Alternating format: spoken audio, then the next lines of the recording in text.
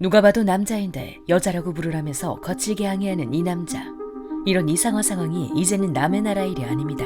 정의당 장혜영 의원이 발의한 차별금지법이 통과되면 성전환 수술을 하지 않은 남자도 여자로 쉽게 성별 정정이 되어 주민등록번호 앞자리가 2번으로 바뀝니다. 차별금지법 2조의 정의 부분을 보면 성별이란 여성, 남성, 그 외에 분류할 수 없는 성을 말한다고 명시되어 있습니다.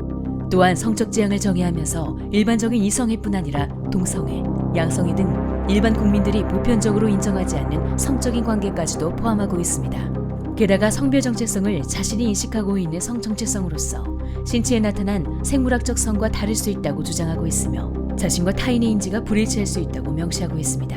즉, 남자가 스스로를 여자라 주장하면 여자로 성별을 정정해 주어야 합니다. 이러한 성별 정체성 정의의 바탕이 되는 것이 바로 젠더 이론입니다. 젠더리스 패션 등등 문화적인 용어로 널리 쓰이고 있는 이 젠더 이론은 사실 생물학적인 성별 구분, 여성과 남성의 구분을 무시하고 차이를 차별로 왜곡, 강요하는 매우 위험한 사상입니다. 그 어떤 과학적 근거도 없으며 아직도 논쟁의 중심에 있는 젠더 이론을 기반으로 법을 만들게 되면 여성의 인권은 심각한 침해를 받게 됩니다. 더구나 모욕감, 수치심, 두려움 등 주관적인 감정의 영역조차 괴롭힘이라는 이름으로 적극적으로 법적 책임을 지게 하는 포괄적 차별금지법이 제정되면 여성들은 엄청난 역차별을 받게 됩니다.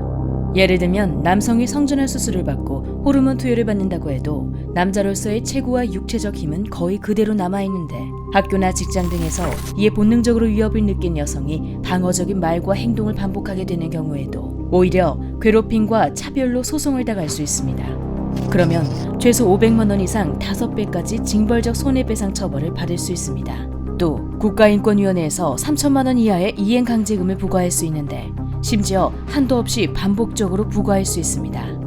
이와 같이 헌법에서 보장된 양심의 자유, 학문과 표현의 자유를 침해하고 선량한 여성들을 범법자로 만들 수 있는 무시무시한 법. 성적 지향, 성별 정체성 문제를 포함하는 차별금지법을 강행하면 어떤 폐해가 초래되는지 해외 사례를 살펴보겠습니다. 첫째, 성전환 수술이 없이 스스로 여성이라 주장하는 남성이 여성 화장실과 탈의실을 사용하도록 허용해준 나라에서 이를 악용한 성범죄들이 많이 발생하였습니다. 여성 보호소 및 여성 전용시설 사용 문제도 심각한 여성 역차별을 불러옵니다. 영국에서 카렌 화이트라는 트랜스젠더가 아동과 여성에 대한 성범죄 혐의로 감옥에 수감되었는데 트랜스젠더라는 이유로 여성 교도소에 이감된 후 4명의 여성 수감자를 추가로 성폭행하였습니다. 캐나다의 브리티시 콜룸비아주에서 남성의 성기를 유지하고 있는 트랜스젠더 제시카는 여성 전용 왁싱 업소에서 브라질식 왁싱을 해달라고 요구하였고 여성 왁싱 전문가가 거부하자 차별금지법 위반 소송을 제기하였습니다. 그는 총 3명에게 소송을 제기하였고 금전적인 목적으로 차별금지법을 악용한 것이 드러나 패소하였지만 피해자 여성 중 한 사람은 자신의 생업을 접어야만 했습니다. 미국에서도 성전환 수술을 하지 않은 트랜스젠더에 의해 5세 여아가 성폭행을 당한 사건 등 성범죄가 끊이질 않아 성중립 화장실을 폐쇄하는 학교들이 증가하는 추세입니다.